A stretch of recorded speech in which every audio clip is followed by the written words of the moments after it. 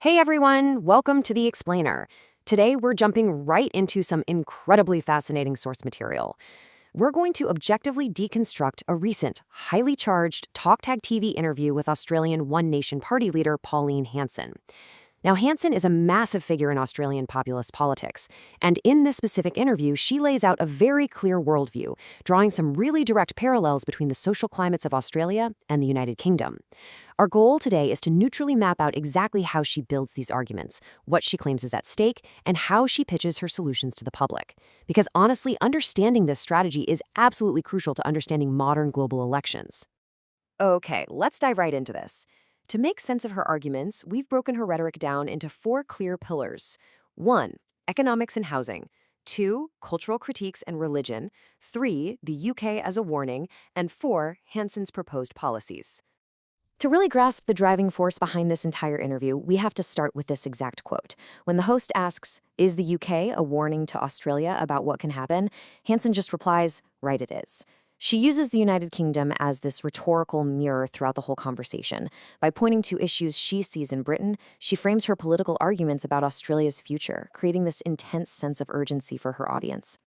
Section 1. Economics and Housing. Hanson's Domestic Critique. Now, before Hanson gets into any international issues, she firmly anchors her arguments in domestic financial struggles.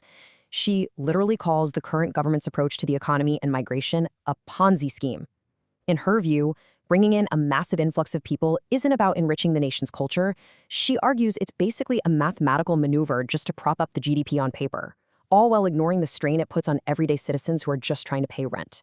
To back up this Ponzi scheme claim, she fires off a sequence of rapid-fire data points. The very first statistic she cites, 1.6 million. That is the number of migrants she states have been brought into the country under the current Australian government. She then immediately links that 1.6 million figure directly to a severe housing crisis. Hanson points out that rental availability in most major Australian cities has absolutely plummeted, dropping below 1%, with some areas down to like 0.5 or 0.6%. She argues this sheer volume of migration has fundamentally broken the housing market for everyday people. Capping off this rapid-fire economic sequence, she notes that median city house prices have skyrocketed to between $1.2 and $1.5 million. According to Hanson, this crazy combination of high migration, zero rentals, and massive housing costs has pushed up to 150,000 people into homelessness, with families literally forced to couch surf or live in cars. Now, what's really interesting about this slide is how she pivots to government spending. She uses these specific figures to argue authorities are prioritizing the completely wrong things.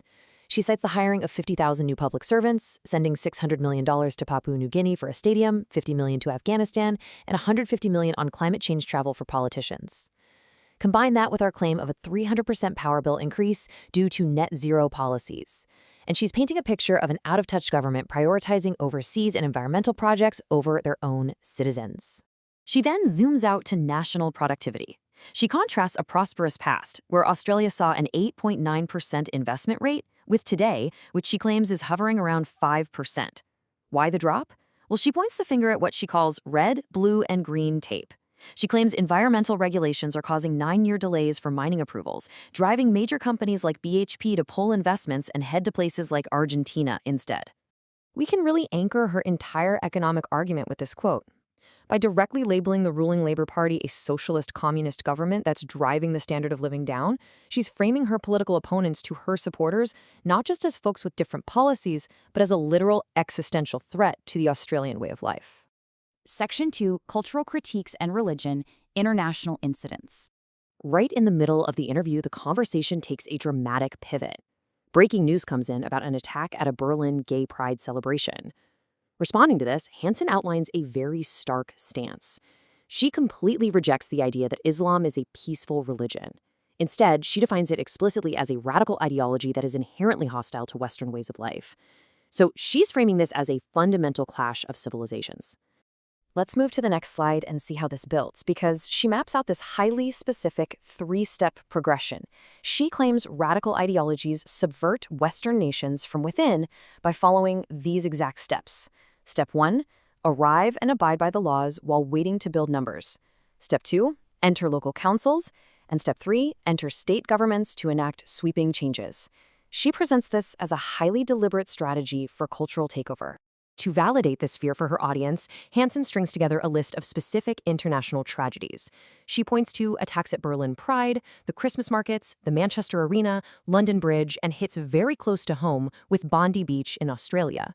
She uses these horrific events to argue that Western cities are being forced to adapt, putting up concrete barriers and deploying armed police purely out of fear. Bringing this global issue back to local policy, Hanson harshly criticizes the government for taking in 3,000 refugees from Gaza. She claims they were subjected to only 24-hour security checks. To escalate this, she cites an unverified claim that 75 to 80% of people from Gaza support Hamas. For Hanson, this represents the current administration recklessly endangering domestic security. Section 3. The UK as a warning, a cautious mirror. When the host asks about her recent trip to a UK conservative conference, Hanson draws this really emotional contrast. She talks about her deep ancestral connections to Britain. Her grandparents were from London and Stonehenge, and she first visited back in 1977. But then she contrasts that nostalgic past with what she sees as the Britain of 2026. She describes modern Britain as deeply divided, covered in graffiti, lacking assimilation, and native Britons feeling disenfranchised in their own home. And she doesn't stop at general observations. She lists some highly charged, specific allegations about British society. Hanson claims there are over 1,000 mosques in the UK, that unofficial Sharia law courts are operating, that school kids are required to visit mosques, and that the prison system is being completely radicalized. She leverages these talking points not just to critique the UK, but as a dire cautionary tale for Australians about what happens if they don't change course. Section 4. Hanson's proposed policies, the solutions.